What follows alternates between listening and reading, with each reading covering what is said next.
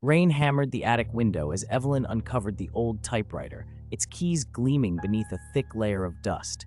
Curious, she pressed a key. The carriage slid forward, typing on its own.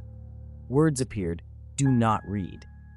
Evelyn laughed nervously, thinking it a prank, but the keys clattered faster, forming, "You are not alone." The air grew icy cold. She tried to pull away, but her fingers moved toward the keys, compelled to type her name. The machine responded, "I see you." Shadows flickered behind her.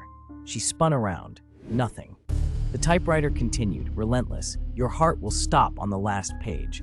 Panic surged. She yanked the sheet, but her hands refused to obey.